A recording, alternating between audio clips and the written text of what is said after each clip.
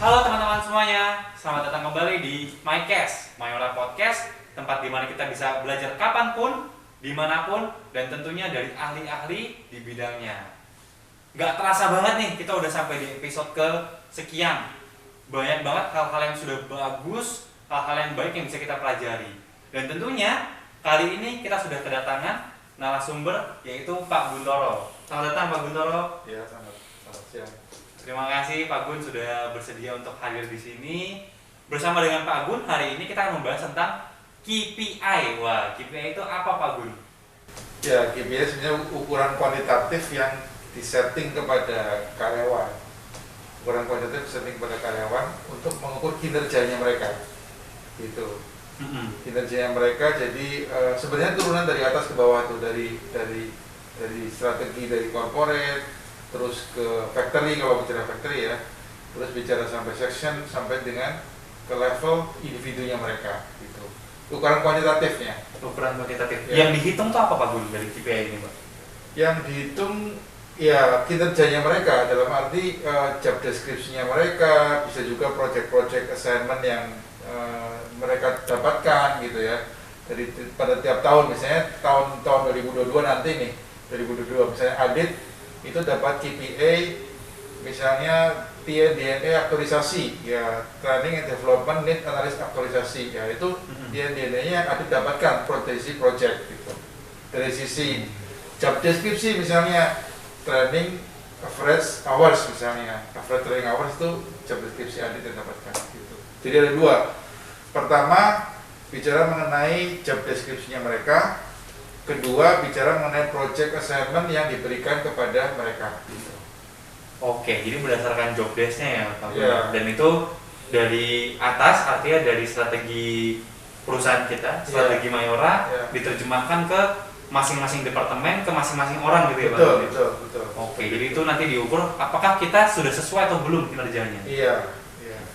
KPI itu Key Performance Indicator ya Pak Gun? Iya. Key Performance Indicator.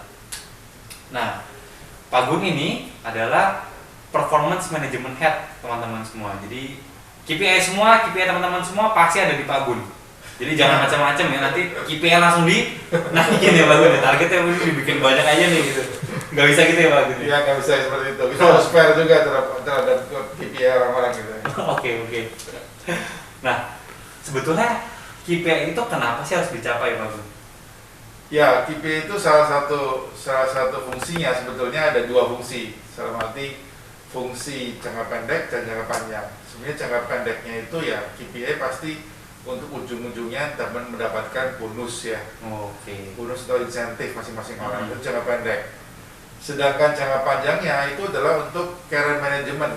Dalam hal ini talent management lah yang biasa kita kenal dengan talent management. Kalau KPI tersebut terus-menerus tercapai dan bagus, maka career management Bapak Ibu sekalian itu juga bagus gitu. Bisa dinaikkan, bisa menjadi talent gitu. Oke, karena performanya terus menunjukkan hasil yang maksimal gitu ya. Iya, hasil yang maksimal. bagus.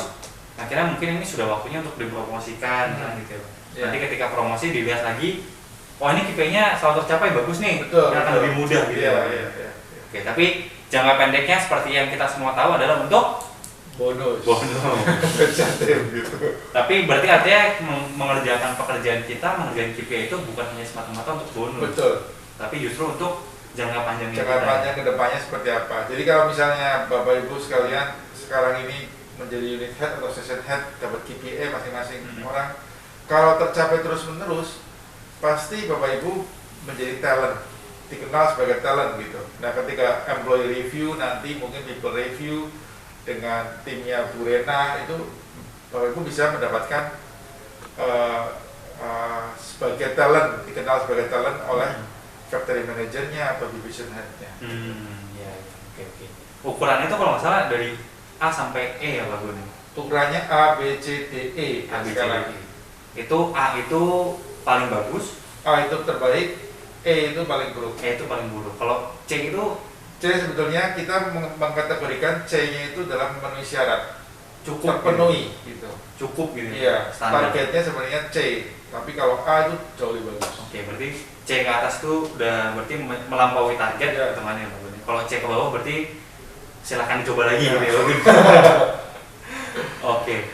Nah, kemudian cara supaya kita itu bisa membuat KPI yang realistis, Pak Gun. Oh. Apakah sesuai dengan tim kita gitu kan, atau mungkin kita terima KPI ini, wah ini nggak mungkin tercapai nih. Nah, itu kan bagaimana sih Pak Gun supaya tidak muncul pertanyaan-pertanyaan seperti itu? Iya, sebenarnya KPI itu ujungnya adalah SMART ya, SMART, specific, measurable, attainable, realistic, and timetable. Nah, sebetulnya itu SMART ini merupakan arahan kita untuk membuat KPI. Oke. Jadi KPI misalnya nih ya, target KPI, misalnya tahun ini target kita mencapai C, maka tahun depan dinaikkan pasti. Oke. C-nya menjadi B atau menjadi A gitu.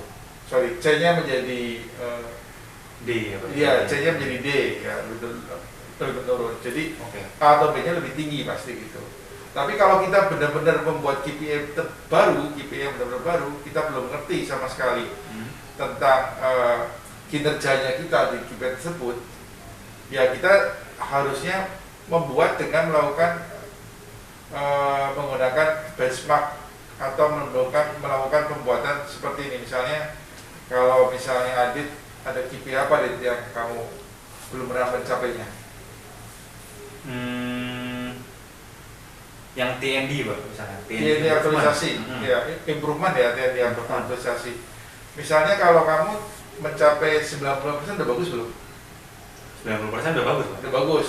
Ya kita melakukannya seperti itu, misalnya C-nya 90%. Oke. Karena itu dinilai bahwa harusnya standarnya segitu nih gitu ya Pak? Iya. Harusnya udah bisa lah gitu ya? Iya, gitu. Oke.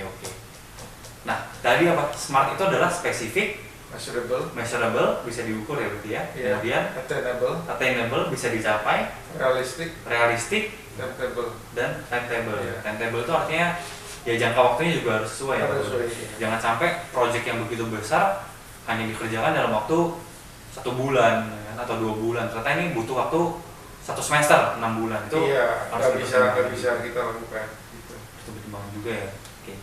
Kemudian Pak Gun, tadi kalau misalkan itu kan C dinaikkan. Kalau misalkan saya sudah mendapatkan KPI A terus gitu. Misalkan, bukannya sombong gitu ya. Tapi pasti ada nih. Iya. Bapak Ibu, rekan-rekan sekalian yang KPI-nya selalu mencapai di A. Apakah itu perlu di review ulang atau memang itu sudah tetap akan seperti itu KPI-nya Pak, atau bagaimana?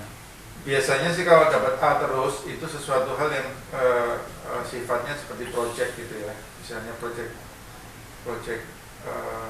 itu dapat A terus. Nah, tapi kalau A-nya itu dapatnya di job deskripsi, kemungkinan besar akan terus-menerus ada. Tinggal targetnya ditingkatkan lagi gitu. Oke. Kalau targetnya udah 100%, nggak bisa lebih dari 100% misalnya.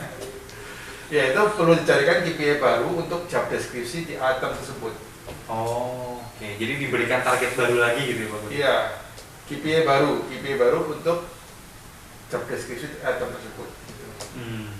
Oke. Jadi berarti kalau misalkan tadi saya lihat dari jawaban Pak Gun, KPI itu ada 2 ya Pak? Ada yang tentang project dan juga ada job desk gitu ya Pak? Iya, yang membedakan itu apa Pak antara job desk dan project? Ya, job deskripsi merupakan pekerjaan harian kita, rutin kita sebenarnya. Operasional ya. Kalau project itu biasanya terkait dengan departemen kita atau atasan lagi divisional head kita. Oke. Itu biasanya kalau dapat project, ya kamu mendapatkan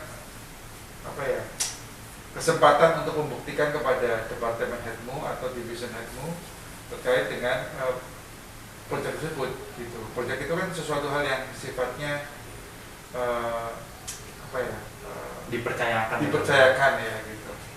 Dipercayakan kepada kita dan kita bisa membuktikan nggak nih kita bisa perform di situ, kita membuat projectnya berhasil atau tidak gitu ya Pak. Sebenarnya satu lagi KPI yang harusnya ada di tempat kita, yaitu pengembangan diri, self development.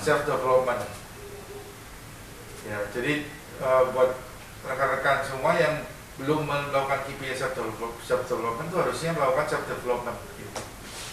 Self development untuk pengembangan diri kita. Iya, setuju Pak Gun, karena pengembangan diri itu juga harusnya menjadi tanggung jawab pribadi masing-masing. Ya, pribadi dan atasan. Atasan apakah mengembangkan timnya, Iya. dan kita apakah juga punya niat untuk dikembangkan, karena kan Iya. seringkali kita sudah ditetapkan untuk kamu nanti pengembangan ini ya, terus Iya. aduh malas deh gitu kan, ada ya Pak Gun yang seperti itu. Nah itu menjadi tanggung jawab kita bersama Bapak Ibu untuk mengembangkan diri juga. Iya. Mungkin mulai tahun depan Pak Gun bisa diterapkan. Ya, tahun-tahun ini kan sudah diterapkan di HRD sebetulnya. HRD adalah self development. Tahun depan harapan kita bisa diterapkan di masing-masing divisi gitu. Masing-masing divisi sudah mulai ada ya harapannya. Nah, pertanyaan terakhir Pak Gun. Ya, Apa yang terjadi seandainya saya tidak mencapai KPI saya? Apa yang terjadi Pak Gun? ya pasti kalau kamu nggak dapat KPI kamu, bonusmu akan berkurang Waduh. atau tidak mendapatkan bonus, pasti seperti itu. Kemudian yang kedua, dari si talent management juga akan menjadi catatan. Gitu. Kalau kamu nggak mencapai KPI kamu, kenapa nggak mencapainya? Apa karena industrinya secara industri menurun atau kinerja kamu memang yang turun? Gitu. Oh, Karena KPI menunjukkan kinerja. dari sayanya ya Pak Gun. Iya, kalau KPI riset dengan betul dan baik, secara fair itu menunjukkan kinerja pasti. Oke. Udah pertama nggak dapat bonus, udah gitu dapat review kinerjanya juga buruk gitu ya Pak Gun. Waduh. Makanya artinya KPI ini sesuatu yang ya menjadi tanggung jawab kita bersama, Iya. sekaligus menjadi kontribusi kita juga bagi perusahaan sebetulnya. Iya, betul. Karena balik lagi kayak yang tadi yang sudah dijelaskan oleh Pak Gun, bahwa KPI itu adalah sesuatu yang diturunkan dari strategi perusahaan. Iya, betul. Artinya apa yang kita capai, seandainya kita mencapai A atau kita mencapai B, itu merupakan kontribusi kita juga untuk perusahaan. Ya, betul. Luar biasa. Ada tips-tips mungkin Pak Gun bagaimana caranya supaya kita semua bisa mendapatkan KPI yang baik, kita bisa mendapatkan bonus kita bersama, dan juga karir kita jangka panjang yang baik, gimana Pak Gun? Ya, yang pertama kita harus kenal strategi perusahaan itu apa. Jadi komunikasi dari atas ke bawah terus jelas, clear. Lalu kedua, penetapan KPI-nya juga harus dinyatakan dengan jelas oleh atasan ke bawahan. Gitu. Nah, lalu yang ketiga itu harus ada monitoring review berkala. Gitu. Monitoring review terkait dengan kinerja kita. Jadi kita bisa tahu nih, kuartal keempat nih kan, udah bulan Desember. Kira-kira yang tercapai mana, yang nggak tercapai mana. Itu sudah tahu dari awal tahun, mungkin dari pertengahan tahun mungkin sudah benar-benar ya semua orang mengetahui lah seperti itu. Nah itu yang ketiga. Yang keempat, ya udah kalau kita tidak mencapai, tahun depannya harus dikejar lagi untuk mencapai. Strategi apa yang perlu dibuat? Iya, Pak Gun? betul. Jadi kalau monthly review tadi itu mungkin kalau udah sampai pertengahan tahun harusnya 50% ya berarti kan Pak Gun? 50% harusnya tercapai. 50%. Kalau kita targetnya tahunan ya. Tahunan. Kalau targetnya semesteran 50 ya 100% tercapai. 100% tercapai. Iya. Oke, terima kasih Pak Gun sudah menjelaskan Oke. kepada kami Iya. mengenai KPI. Akhirnya kita mendapatkan pengetahuan baru tentang KPI ini, ada jangka pendek, jangka panjangnya, kemudian bagaimana cara membuatnya, sekaligus bagaimana cara mencapainya. Ini suatu hal yang luar biasa yang kita dapatkan pada hari ini dari Pak Gun. Ya. Terima kasih teman-teman semua sudah menjadi pendengar setia MyCast. Tunggu episode-episode berikutnya yang tentunya sama-sama berkualitasnya, sama-sama pentingnya untuk kita dengarkan, dan sama-sama menambah pengetahuannya. Terima kasih semuanya. Dadah.